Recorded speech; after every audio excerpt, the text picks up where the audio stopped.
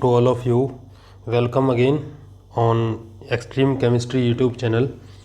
And student, today we will discuss about electronic configuration. It is a very basic topic for mostly students, but as a formality we have to learn this chapter. तो electronic configuration क्या होती है, आप सब जानते हो। Atoms के लिए जो इलेक्ट्रॉन्स होते हैं उनको एक शेल के अंदर या सब शेल के अंदर हमें जो है शो करना होता है। तो वो जो अरेंजमेंट है उस अरेंजमेंट को हम लोग इलेक्ट्रॉनिक कन्फिग्रेशन कह देते हैं। अब इलेक्ट्रॉनिक कन्फिग्रेशन के अंदर क्या है भाई, देखो इसके पीछे कई सारे रूल्स हैं। ये थोड़ा सा जल्दी निपटेंगे इस टॉपिक से। ये देखो इसमें है अफबाउ प्रिंसिपल, फर्स्ट है इसके अंदर अफबाउ प्रिंसिपल। तो अफबाउ प्रिंसिपल क्या कहता है कि अकॉर्डिंग टू अफबाउ प्रिंसिपल, ठीक है, कि जो इलेक्ट्रॉन्स होते हैं वो फिल किए जाते हैं, किसी एटम के इलेक्ट्रॉन जो वो फिल किए जाते हैं लोएस्ट एनर्जी से हायर एनर्जी ऑफ ऑर्बिटल के अंदर। कहने का मतलब ये हो गया कि लोअर एनर्जी शेल से, लोअर एनर्जी सब शेल से, लोअर एनर्जी सब शेल से हायर एनर्जी सब शेल के अंदर जो इलेक्ट्रॉन फिल किए जाते हैं according to what, Aufbau principal. अब अफबाउ प्रिंसिपल क्या कहता है, देखो भाई इस तरफ हमने लिखा शेल्स, तो n is equal to 1, n is equal to 2, n is equal to 3, n is equal to 4, n is equal to 5, n is equal to 6 and n is equal to 7। ये n की value हो गई। ये सारी values किसकी हैं, n की values हैं। और इस तरफ जो आप देख रहे हो ये पर्टिकुलर n के लिए l की वैल्यू है।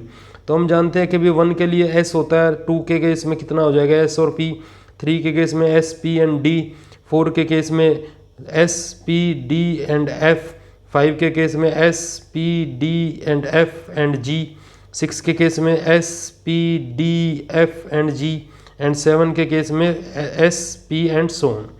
अब इसमें एनर्जी लेवल किस तरीके से चल रहा है, देखो भाई यहाँ से यहाँ, यहाँ से यहाँ हम जो मूव कर रहे हैं इस तरीके से, कहाँ भाई, ऊपर से नीचे की तरफ, ऊपर से नीचे की तरफ जो हम मूव कर रहे हैं, यहाँ पे एनर्जी क्या हो रही है बताओ मुझे, इंक्रीज हो रही है।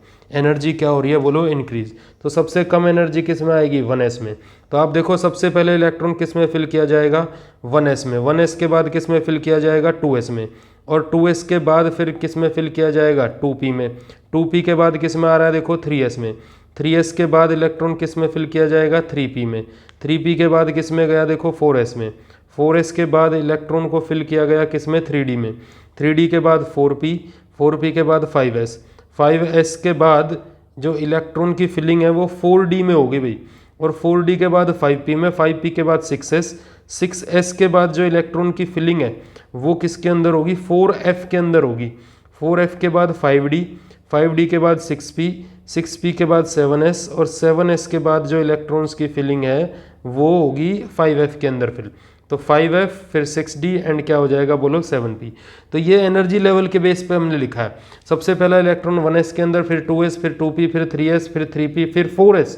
दरअसल 3p के बाद 3d आनी चाहिए थी, लेकिन 4s का energy level 3d energy level से क्या होता है, कम होता है। इसका रीज़न मैं बता चुका हूँ आपको, due to n+l rule, due to n+l rule. आप खुद निकाल के देख लो भाई। If you will compare the energy level of 4s and 3d, तो देखो भाई ये 4 प्लस में 0 आंसर कितना आएगा, n+l 4। यहाँ पे कितना आ जाएगा, 4 प्लस में 2, तो ये कितना आएगा, सॉरी 3 प्लस में 2, 3 प्लस में 2 जब आप करोगे तो ये कितना आएगा, 5।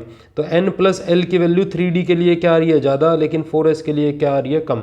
और मैंने बोला था कि n+l की वैल्यू जितनी ज़्यादा होगी किसी ना किसी सब्सटेंस की एनर्जी भी उतनी क्या होगी, ज़्यादा। और ये भी मैंने बताया था कि अगर दो एलिमेंट के लिए, दो सब शेल के लिए n+l की वैल्यू सेम आ जाए तो n will decide the energy, n will decide the energy. जो n होगा, नंबर ऑफ शेल होगी, वो डिसाइड करेगी एनर्जी लेवल को। तो देखो आगे क्या लिखा गया है इसमें, the energy of orbitals can be calculate by n+l rule. ये मैंने पहले ही बता दिया आपको। Smaller the value of n+l, lesser is the energy of subshell. If for 2 subshell n+l same, then subshell having higher value of n will have higher energy. ये मैंने आपको नीचे कंपेयर भी करके दिखाया हुआ है। इसके बाद देखो पॉली एक्सक्लूजन प्रिंसिपल पे आ जाते हैं भाई। तो लास्ट में हम कुछ एलिमेंट्स का इलेक्ट्रॉनिक कन्फिग्रेशन भी लिखेंगे और मैं एक्सेप्शनल केस भी आपको बताऊंगा। देखो पॉली एक्सक्लूजन प्रिंसिपल क्या कहता है, ये पॉली एक्सक्लूजन प्रिंसिपल कहता है कि no two electron in an atom, किसी एक एटम के अंदर कोई जो 2 इलेक्ट्रॉन प्रेजेंट होंगे can have the same values of all 4 quantum numbers. कहने का मतलब ये होगा कि मान लो ये मेरे पास देखो एक ऑर्बिटल है, इस ऑर्बिटल के अंदर मैंने कितने इलेक्ट्रॉन फिल कर दिए भाई, 2 इलेक्ट्रॉन फिल कर दिए। तो आप देखो ये कह रहा है कि ये एक ही ऑर्बिटल है, मान लो ये 1s है, ये 1s है और इसके अंदर 2 इलेक्ट्रॉन आ गए, और 2 इलेक्ट्रॉन आ गए तो हम कहेंगे कि भाई एस सब शेल है तो दोनों के क्वांटम नंबर क्या होने चाहिए, सेम होने चाहिए, क्योंकि भाई दोनों इलेक्ट्रॉन के लिए क्या हो जाएगा, n इज इक्वल टू 1 हो जाएगा, l इज इक्वल टू 0 हो जाएगा, ml इज इक्वल टू कितना हो जाएगा 0। लेकिन फंडा अटकता है कहाँ पे आके, स्पिन पे आके। इनमें से किसी एक इलेक्ट्रॉन की स्पिन तो है +½ और दूसरे इलेक्ट्रॉन की स्पिन क्या है, उसके लिए बाकी सारी वैल्यूज तो सेम है, लेकिन दूसरे इलेक्ट्रॉन की जो स्पिन है वो कितनी है बताओ मुझे, -½ तो यहाँ पे मैंने लिखा भी हो, देखो इस वाले इलेक्ट्रॉन के लिए, इस वाले इलेक्ट्रॉन के लिए different value of quantum number रहेगा, और इस वाले इलेक्ट्रॉन के लिए डिफरेंट वैल्यू ऑफ क्या रहेगा, क्वांटम नंबर। ये किसके अकॉर्डिंग है, पॉली एक्सक्लूजन प्रिंसिपल के अकॉर्डिंग है। पॉली एक्सक्लूजन प्रिंसिपल क्या कहता है कि no 2 electrons in an atom can have the same value of 4 quantum numbers. तो देखो एक की स्पिन इसमें में भी +½ है और दूसरे की क्या बताओ मुझे, -½ इसको मैं ऐसे भी फिल कर सकता हूँ, उसमें भी कोई प्रॉब्लम नहीं है। अगर मान लो इसको आप ऐसे दिखा दो और इसको आप ऐसे दिखा दो तो भी कोई प्रॉब्लम नहीं है। तो अभी भी ये कौन सी स्पिन में है, अपोजिट स्पिन में है। कहने का मतलब पॉली एक्सक्लूजन प्रिंसिपल के अकॉर्डिंग ये होगा कि जो इलेक्ट्रॉन्स की फिलिंग होगी किसी ऑर्बिटल के अंदर वो अपोजिट स्पिन में होगी। वो कौन सी स्पिन में होगी, अपोजिट स्पिन के अंदर होगी। वो इसकी वजह से इनके जो क्वांटम नंबर की वैल्यूज होंगी वो क्वांटम नंबर की वैल्यू क्या आएंगी, सबके लिए डिफरेंट आएगी। नेक्स्ट रूल है Hund's rule of multiplicity. Hund's rule of multiplicity, देखो भाई ये रूल क्या कहता है, according to Hund's rule the degenerate. अब डीजेनरेट का मतलब क्या है, देखो डीजेनरेट का मतलब होता है, डीजेनरेट का मतलब होता है जिनका एनर्जी सेम होता है, सेम एनर्जी ऑर्बिटल या सबशेल, जिनका एनर्जी सेम रहता है उनको मैं कहता हूँ डीजेनरेट ऑर्बिटल। जैसे जो पी ऑर्बिटल होता है, पी ऑर्बिटल उसके अंदर तीन ओरिएंटेशंस हो सकती हैं, px, py एंड pz। तो उनका एनर्जी लेवल सबका क्या रहता है, सेम, तो वो डीजेनरेट ऑर्बिटल हो गया। Degenerate orbital will be filled by 1 electron each having same spin. भाई मान लो आपके पास ये p ऑर्बिटल है और आपने इसके अंदर आपसे किसी ने कह दिया कि p के अंदर भाई 4 इलेक्ट्रॉन फिल करके दिखाओ, तो आप 4 इलेक्ट्रॉन फिल करने चल दिए। मैक्सिमम कितने इलेक्ट्रॉन आ सकते हैं p के अंदर, मैक्सिमम 6 इलेक्ट्रॉन आ सकते हैं, लेकिन हमें 4 इलेक्ट्रॉन फिल करने हैं। तो हम क्या कर दें भाई 1 2 3 एंड 4, हमने ऐसे अगर कर दिया तो ये गलत है, ये गलत है। ये कहते हैं कि सबसे पहले हर किसी सबशेल के या हर किसी ऑर्बिटल के अंदर एक एक इलेक्ट्रॉन जाएगा, और जब एक एक इलेक्ट्रॉन जाएगा तो इसके अंदर क्या होगा, अगर एक एक इलेक्ट्रॉन जाएगा तो क्या होगा, तो देखो सबसे पहले 1 2 एंड 3 और उसके बाद ये 4th इलेक्ट्रॉन यहाँ पे आएगा। तो यही है हुंड्स रूल ऑफ मल्टीप्लिसिटी। अब इसके लिए एक जनरल फॉर्मूला होता है, देखो ये क्या कहता है, ये कहता है कि भाई जो मल्टीप्लिसिटी होनी चाहिए वो इज इक्वल टू होनी चाहिए 2 इंटू में मॉड्यूलस ऑफ एस प्लस में 1। मॉड्यूलस ऑफ एस का मतलब हो गया कि यहाँ अगर कोई नेगेटिव वैल्यू आएगी, स्पिन नेगेटिव +½ एस का मतलब क्या है, total spin value of all electrons. तो spin can be plus value और can be minus value because +½ या फिर क्या लिख देते हैं हम लोग -½ तो उसके अकॉर्डिंग मॉड्यूलस के अंदर कोई भी टर्म जो प्लस के अंदर चली जाएगी। तो ये हुंड्स रूल ऑफ मल्टीप्लिसिटी का फॉर्मूला है। कैसे है भैया, देखो ये मैंने एक एग्जांपल लिया नाइट्रोजन का है, जिसका एटॉमिक नंबर 7 है और मास है इसका 14। तो ये एटम हो गया। तो देखो इसकी 1s2 electronic configuration, 2s2 and 2p3। तो इसमें ये क्या कह रहा है कि भाई जब 3 इलेक्ट्रॉन आप फिल करोगे, तो 3 इलेक्ट्रॉन्स को जब आप फिल करोगे तो हर किसी के अंदर अगर एक एक इलेक्ट्रॉन जा रहा है, तो आप देखो ये m जो है ये फॉर्मूले के अकॉर्डिंग कंडीशंस जो होंगी इलेक्ट्रॉन फिल करने की, इनमें जिसकी सबसे ज़्यादा वैल्यू होगी, ठीक है भाई, मैक्सिमम वैल्यू जिसकी आएगी उसी को हम करेक्ट ऑर्डर कहेंगे।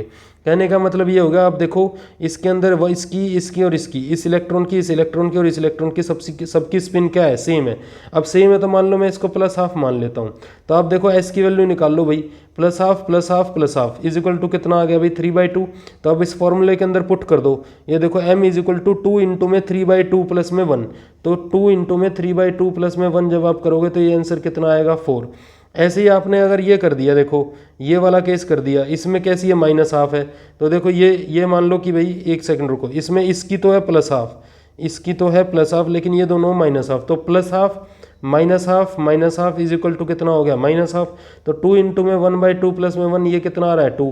तो देखो इसकी वैल्यू ज़्यादा आ रही है, इसकी वैल्यू क्या आ रही है, कम आ रही है। तो इसके अकॉर्डिंग मैं इलेक्ट्रॉन्स को फिल नहीं कर सकता, मुझे इलेक्ट्रॉन इसी के अकॉर्डिंग फिल करने पड़ेंगे। अब इसमें खास बात क्या है, आपसे कभी क्वेश्चन पूछ लेगा, मोस्टली स्टूडेंट्स को ये नहीं पता होता कि हुन्स रूल ऑफ मल्टीप्लिसिटी के अंदर फॉर्मूला क्या लगता है। तो फॉर्मूला होता है m is equal to 2 into में मॉड्यूलस ऑफ s प्लस में 1। s का मतलब होता है total spin of all electrons, total spin of all electrons. अब ये देखो भाई, अब इलेक्ट्रॉनिक कन्फिग्रेशन पढ़ते हैं हम, एलिमेंट्स की इलेक्ट्रॉनिक कन्फिग्रेशन पढ़ते हैं कि इलेक्ट्रॉनिक कन्फिग्रेशन किस किस तरीके से लिखी जा सकती है। ये देखो, सबसे पहले जैसे हम लिखते हैं कार्बन की इलेक्ट्रॉनिक कन्फिग्रेशन लिखते हैं। कार्बन का एटॉमिक नंबर कितना हो गया 6, तो 6 इलेक्ट्रॉन, इसका मतलब हो गया इसके अंदर 6 प्रोटॉन है और 6 ही क्या है बताओ मुझे, इलेक्ट्रॉन। तो मुझे प्रोटॉन से मतलब नहीं है, मुझे इलेक्ट्रॉन फिल करने हैं। तो मैं सबसे पहले लिखूंगा, देखो भाई 1s, उसके बाद 2s, उसके बाद 2p। तो 1s के अंदर मैक्सिमम कितने इलेक्ट्रॉन चले गए 2, इसके अंदर भी मैक्सिमम कितने 2, ऐड करने हैं मुझे 6, तो बाकी के 2 इलेक्ट्रॉन किस में आएंगे, p के अंदर आएंगे, तो ये बन जाएगा 2p2। सिमिलरली कार्बन के बाद अगर मैं लिख देता हूँ नाइट्रोजन की, नाइट्रोजन का एटॉमिक नंबर कितना हो गया 7, तो ये हो जाएगा 1s2, 2s2 एंड 2p3। तो आप ये ट्राई करके देख सकते हो जो भी इलेक्ट्रॉनिक कन्फिग्रेशन में। अब देखो कुछ एक्सेप्शनल केस है इसके अंदर, इसमें ये बहुत सिंपल सा टॉपिक है, आप इसको खुद से भी पढ़ सकते हो भाई इलेक्ट्रॉनिक कन्फिग्रेशन क्या कॉन्सेप्ट है। ठीक है, मैंने बस आपको बेसिक बताने की कोशिश की है क्योंकि चैप्टर ऑनगोइंग चल रहा है, तो उसके अंदर कोई टॉपिक हम मिस ना करें, वो मैं आपको इसलिए मैंने आपको समझाया। अब इसके अंदर देखो कुछ एक्सेप्शनल केस है, जैसे आप जानते हो कॉपर का एक एक्सेप्शनल केस है, और वो एक्सेप्शनल केस किस वजह से बनते हैं, हाफ फिल्ड स्टेबिलिटी या फिर फुल फिल्ड स्टेबिलिटी की वजह से। कहने का मतलब ये हो गया कि जैसे पी सबशेल है, पी सबशेल 3 इलेक्ट्रॉन के साथ तो क्या हो जाती है, हाफ फिल्ड हो जाती है, यहाँ पे तो हो जाती है ये हाफ फिल्ड। और अगर इसमें 6 इलेक्ट्रॉन आ जाते हैं तो ये क्या हो जाएगी भाई, फुल फिल्ड, ये फुल फिल्ड हो जाएगी। ऐसे ही अगर मैं डी ऑर्बिटल की बात करूँ तो डी ऑर्बिटल 5 इलेक्ट्रॉन के साथ क्या हो जाएगा, हाफ फिल्ड, डी इलेक्ट्रॉन 5 के साथ हाफ फिल्ड, और 10 के साथ क्या हो जाएगा बोलो, फुल फिल्ड हो जाएगा। तो उसी के बेस पे कुछ इलेक्ट्रॉनिक कन्फिग्रेशन है, कैसे, जैसे हम सबसे पहले लिखते हैं कॉपर की, कॉपर का एटॉमिक नंबर होता है 29। ये कॉपर की ना लिख के सबसे पहले हम लिखते हैं क्रोमियम की लिखते हैं। ये देखो भाई, क्रोमियम से स्टार्ट होता है मेनली, है क्रोमियम का एटॉमिक नंबर होता है 24। अब 24 एटॉमिक नंबर है तो सबसे पहले लिखी जाती है 1s, फिर 2s, फिर 2p, फिर 3s, फिर 3p, फिर 3s 3p, और फिर उसके बाद क्या आती है भाई 4s, और फिर क्या आएगी 3d। एनर्जी लेवल मैंने आपको बताया था। तो 24 है तो 2 इलेक्ट्रॉन इसमें गए, 2 इसमें गए, 6 इसमें गए, 2 इसमें गए, 6 इसमें गए, कितने हो गए भैया, 2 और 2 4, 6 4 10 और 2 12 और 6 18। अब देखो 2 इलेक्ट्रॉन तो इसमें आ जाएंगे, ठीक है, 18 और 2 कितना हो गया 20, और 4 इसमें आ गए। अब आप देखो ये जो डी ऑर्बिटल है, डी सबशेल जो है, ये हाफ फील्ड स्टेबिलिटी के करीब है। कहने का मतलब ये होगा कि अगर इसमें एक इलेक्ट्रॉन और ऐड हो जाए तो ये हाफ फील्ड हो जाएगा। तो यहाँ से एस में से एक इलेक्ट्रॉन जंप करके किस में चला जाता है, डी में। तो फाइनली जो इलेक्ट्रॉनिक कन्फिग्रेशन बनती है वो बनती है 4s1 एंड 3d5। तो आपको हमेशा ध्यान रखना है क्रोमियम का इलेक्ट्रॉनिक कन्फिग्रेशन क्या लिखना है, 4s1 एंड 3d5, क्योंकि जो डी ऑर्बिटल है वो स्टेबिलिटी के क्या है, बहुत ज़्यादा करीब है। तो ये स्टेबिलिटी एक्वायर कर लेगा, और एक्वायर क्यों कर लेगा, क्योंकि एस में से एक इलेक्ट्रॉन जंप करके किस में आ जाएगा भाई, डी के अंदर आ जाएगा। क्रोमियम के बाद अगर मैं आपको एग्जाम्पल दूँ, जैसे कॉपर का दे देता हूँ, कॉपर का एटॉमिक नंबर कितना हो गया 29। तो सबसे पहले 1s लिखी जाती है, फिर 2s, फिर 2p, फिर 3s, फिर 3p, फिर 4s एंड फिर 3d। इसमें देखो अब ये 2 इलेक्ट्रॉन, ये 2 इलेक्ट्रॉन, ये 6 इलेक्ट्रॉन, ये 2 इलेक्ट्रॉन, ये 6 इलेक्ट्रॉन, यहाँ पे 2 इलेक्ट्रॉन, और यहाँ पे कितने 9 इलेक्ट्रॉन। यहाँ पे भी देखो ये फुल फील्ड स्टेबिलिटी के करीब है, तो यहाँ से एक इलेक्ट्रॉन जंप करके डी के अंदर चला जाएगा, और डी के अंदर जब ये जाएगा तो ये हो जाएगी भाई 4s1 एंड 3d10। तो ये कॉपर की इलेक्ट्रॉनिक कन्फिग्रेशन रहेगी। तो ऐसे ही और भी कुछ एक्सेप्शनल केस हैं, जैसे मैं आपको बताऊं, कॉपर के नीचे पीरियोडिक टेबल में कौन एग्जिस्ट करता है, सिल्वर। सिल्वर के केस में कितना हो जाएगा 5s1 एंड 4d10। सिल्वर के नीचे कौन आता है, गोल्ड। गोल्ड के केस में क्या हो जाएगा 4f14, 6s1 एंड 5d10। ये सारी इलेक्ट्रॉनिक कन्फिग्रेशन आपको याद रखनी है। कॉपर की ये होगी, सिल्वर की ये होगी, और गोल्ड की ये होगी 4f14, 6s1, 5d1। हालांकि इलेक्ट्रॉनिक कन्फिग्रेशन लिखने की मैं आपको ट्रिक बताऊंगा जब मैं पीरियोडिक टेबल चैप्टर के अंदर पीरियोडिक टेबल को डिस्कस करूंगा। उस वक्त मैं आपको बताऊंगा ग्रुप नंबर निकालना, पीरियड नंबर निकालना, और इसके अलावा जो इलेक्ट्रॉनिक कन्फिग्रेशन है किसी एलिमेंट की, उसको आप बाय ट्रिक कैसे लिख सकते हो। ठीक है, ये देखो यूरेनियम हो गया, इसमें क्या हो जाएगा 5s1 और 4d7। ये पैलेडियम हो गया, पैलेडियम की 5s0 4d10, ये प्लेटिनम हो गया, ये 6s1 4f14 एंड 5d9। तो ये सब जो कुछ एक्सेप्शनल केस मैंने बताए हैं आपको। ऐसे क्रोमियम के नीचे देखो मोलिब्डेनम और नियोबियम, ये देखो मोलिब्डेनम की 5s1 एंड 4d5, ये 5s1 एंड 4d4। तो ये सारी की सारी इलेक्ट्रॉनिक कन्फिगरेशन आपको जो है याद रखनी है कुछ एक्सेप्शनल केसेस के साथ। बाकी इलेक्ट्रॉनिक कन्फिगरेशन आप ट्राई कर सकते हो बाकी एलिमेंट्स की। ठीक है भाई, तो आज के लेक्चर में इतना ही पढ़ते हैं। इलेक्ट्रॉनिक कन्फिगरेशन के बारे में मैंने आपको बता दिया है। अब नेक्स्ट लेक्चर जो हमारा होगा, नेक्स्ट लेक्चर में हम पीरियोडिक टेबल के टॉपिक से डिस्कस करेंगे सीधा, जिसमें हम जेनेसिस ऑफ पीरियोडिक टेबल पढ़ेंगे।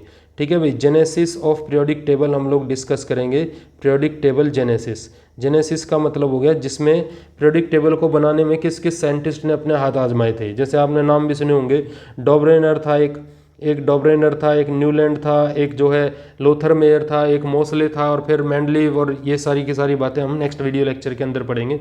So thank you to all of you. I hope आपको ये वीडियो लेक्चर्स क्लियर हो रहे होंगे। धीरे धीरे हम और एक्स्ट्रा क्वेश्चंस और इंटरेस्टिंग वीडियो लेक्चर आपके सामने लेके आएंगे। So thank you to all of you.